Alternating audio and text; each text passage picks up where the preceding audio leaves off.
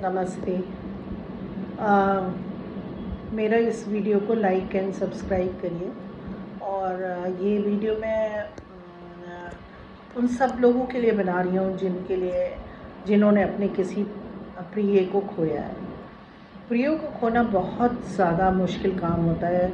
उसकी याद से अपने को निकालना भी बहुत मुश्किल काम होता है, और उसके बिना जीना भी बहुत मुश्किल काम होता है।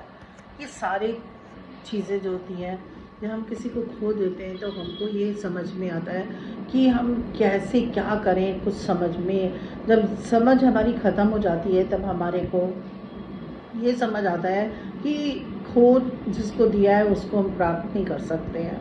अब हम जब इसको प्राप्त नहीं कर सकते हैं तो हम क्या कर सकते हैं?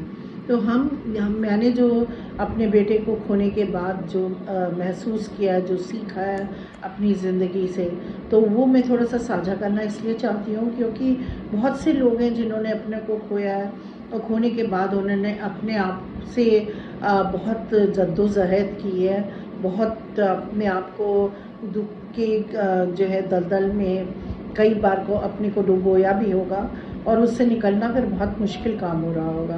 पर जैसे मैं निकली हूँ, मैं चाहती हूँ कि मैं साझा करूँ, क्योंकि मेरा जो बेटा था वो बहुत ही अच्छा बच्चा था।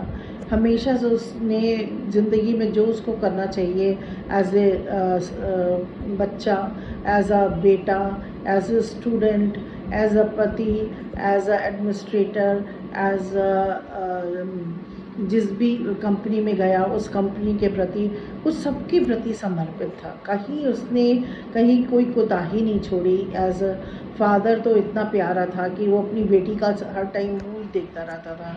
और बच्चा हम लोगों के लिए ऐसा था कि हमको लगता था ऐसा बच्चा प्राप्त करके मैंने दुनिया में सब कुछ प्राप्त कर लिया, और अगर भगवान मेरे को दूसरा जन्म हो और मैं कुछ उसमें अपना याद रखूं तो बस मुझे वही, अगर मुझे मिले तो वही बेटा मिले। मैं तो 7 जन्मों तक उसी बच्चे की कामना कर सकती हूँ। और इतना अच्छा स्टूडेंट, इतना अच्छा सब कुछ। तो हाँ, जब वो चला गया तो वो बहुत बड़ी क्षति हमारे लिए थी। पर हमने उसको जब अपनी आध्यात्मिक यात्रा शुरू करी तो उस यात्रा में मैंने ये सीखा कि कि कैसे इस दुख से दूर हुआ जा सकता है। तो मैंने उसका कमरा एक बनाया हुआ है, उसमें हम रोज़ दिया जलाते थे। हम रोज़ उसको ये कहते थे कि बेटा तू जहाँ है वो खुश रहे, हम यहाँ पर हैं, हम खुश हैं। और क्योंकि मैं तुम्हारी जर्नी में साथ नहीं दे सकती हूँ, पर मैं तुम्हारी जर्नी में एक पॉजिटिव वाइब्रेशन ज़रूर दे सकती हूँ। तो तू जहाँ भी जा रहा है, तू जो भी कुछ कर रहा है, जहाँ पे भी तेरी ड्यूटी है उसको अच्छे से निभा, और बहुत हमारे लिए ज़्यादा परेशान ना हो। हम लोग यहाँ सब लोग हैं, हमारे साथ सब लोग हैं। तुम वहाँ पे अकेले हो, तुम अपनी यात्रा को सुखद अच्छे से पूरी करो, वो तुम्हारी यात्रा सुखद रहे, तुम खुश रहो। यही मैं उसको हमेशा वाइब्रेशंस भेजती हूँ। और जब भी किसी के साथ कुछ होता है हादसा, उनको भी मैं यही कहती हूँ कि आप लोग नेगेटिव वाइब्रेशन मत भेजिए। आत्मा जब निकल के जाती है तो वो ऐसा नहीं है कि वो अपने इस जन्म को भूल जाती है, वो भूलती कुछ नहीं है। वो अकेली होती है, वो दुखी होती है, इस शरीर को छोड़ने का गम होता है उसको, अपने लोगों को छोड़ने का गम रहता है। उस बहुत दिनों तक वो उसमें अपने लोगों को याद करती है। तो अगर हम उसको नेगेटिव वाइब्रेशंस भेजेंगे तो वो भी दुखी होगी, और अगर हम उसको ये सुखद वाइब्रेशंस भेजेंगे तो वो खुश रहेगी। तो मैं हमेशा यही सोचा मैंने भी कि हम क्यों नहीं ऐसे सोचते हैं कि मेरा बच्चा जो है वो अमेरिका में इस समय बैठा हुआ है और वो किसी प्रोजेक्ट पे काम कर रहा है, तो हम उसको डिस्टर्ब नहीं कर सकते हैं। तो हम उसको रोज़ एक मैसेज अपना भेजते रहें कि बेटा हम लोग ठीक हैं, तुम अपना काम ध्यान से करो, हमारे लिए चिंता मत करना। तो वो हमारी इस भावना को कैच करेगा, बस दोनों में ये फ़र्क है कि अमेरिका वाले बच्चे की हमें आस होती है कि कल को वो वापस आएगा, और वहाँ पे दूर, हमसे दूर गया हुआ बच्चे का हमें कोई आस नहीं होती है, क्योंकि वो हमारे पास वापस नहीं आ सकता है। पर हम जो भी जहाँ पे भी है, वो जो भी काम कर रहा है, कम से कम उसके, अगर किसी घर में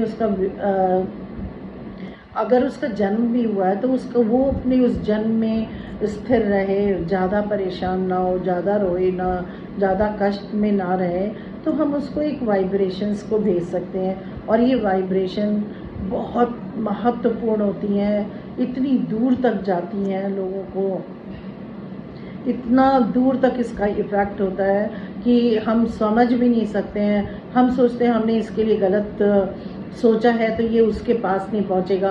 अरे हमने तो अपने मन में सोचा था कि इसका ऐसा हो जाए, तो क्या उसके पास ये बात मेरी पहुंच जाएगी? काफ़ी लोगों को इस बात का संदेह होता है, पर आप ये संदेह मत करिए, आपकी वो बात वहाँ ज़रूर पहुंचती है, क्योंकि तरंगें होती हैं जो बहुत दूर तक चली जाती हैं और आपको पता भी नहीं लगता आपने एक बार किसी के साथ दुर्व्यवहार किया या कोई कठोर वचन बोला, या उसके प्रति आपने एक अच्छी भावना नहीं रखी, वो उसके पास ज़रूर पहुंच जाती है, और वो आपका ज़्यादा नुकसान करती है, उस व्यक्ति का इतना नुकसान नहीं करती है। जो मैंने समझा है, जो मेरे को समझ में आती है ज़िंदगी, तो ज़िंदगी हम ना आपकी कोई ना हम किसी की परेशानी ले सकते हैं, ना हम किसी को परेशानी दे सकते हैं। हम सिर्फ अपना करनी जो हमारी है, हम उसी को भुगत सकते हैं और अपने द्वारा किए गए हुए कार्यों के प्रति ज़िम्मेदार हो सकते हैं। हम अपने जो भी हम करते हैं, अच्छा बुरा, अगर अपने बौद्धिक स्तर से, अपने मानसिक वो भावनात्मक स्तर से, उसका जो भी रिpercussion होगा वो आपको भुगतना पड़ेगा। अब ये आप सोच लीजिए कि आप लोग हम लोग कौन सी वाइब्स को चाहते हैं, अच्छी की बुरी। अब हम अपनी बहू, जैसे कि मैं उदाहरण के लिए आपको मैं बताऊं कि मैं अपनी बहू को तो मन से तो गाली दे रही हूँ और ऊपर से मैं उसकी बड़ी तारीफ़ कर रही हूँ कि मेरी बहू तो बहुत अच्छी है, तो आप क्या हम सोचते ही हैं कि उसके पास मेरी वाइब्स नहीं जाएंगी अगर मैं उसके साथ बात करूँगी? एक दिखावे, एक मुखौटा होता है, मुखौटा आप कितना भी अच्छा लगा लें, पर मुखौटे के अंदर जो जज्बात होते हैं वो आपको एक्सपोज कर देते हैं, वो आपको सबके सामने एक्सपोज कर देते हैं कि नहीं, ये व्यक्ति जो कुछ कह रहा है इसमें इतनी सच्चाई नहीं है। और अगर आप सच्चे हैं, आप कुछ भी किसी के सामने प्रस्तुत करेंगे, आप सिंप्लिसिटी से उसके सामने अपनी बात को रखेंगे, वो उस तक पहुंच जाएगी। आप लच्छेदार बात करेंगे, आपके दिल में उसके प्रति पैशन नहीं होगा, कंपैशन नहीं होगा, लव नहीं होगा, ट्रस्ट नहीं होगा, तो आप कितना भी उसके प्रति कुछ भी भेजते रहिए, वो उसके पास पहुंचेगा ही नहीं, वो उसको इफेक्ट ही नहीं करेगा। फिर वो कहेगा मैं तो इनसे इतना प्यार करता हूँ, ये तो मेरे को कुछ समझती ही नहीं है, ये तो मेरी कोई कदर ही नहीं करती है। पर उनसे पूछो कि तुम्हारे प्यार में इतना बड़ा मुखौटा क्यों है? अगर प्यार में मुखौटा है तो फिर आंसर भी वैसे ही मिलेगा।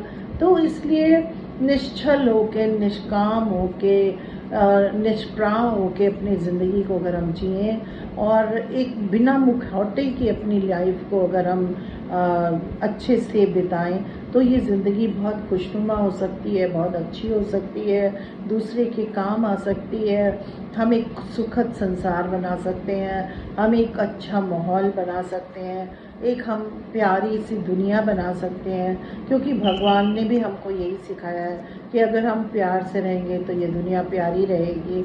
आज हम लोग देखते हैं कि कितनी कंट्रीज़ ऐसी हैं जहाँ पे इतनी सिर्फ ईगो की लड़ाई हो रही है। उस ईगो की लड़ाई में कितने लोगों की जान गई है, कितने लोग घर बर्बाद हुआ है, कितने लोग इस दुनिया से चले गए हैं। तो प्यार मोहब्बत में जितनी शक्ति है वो शायद किसी भी चीज़ में नहीं हो सकती है।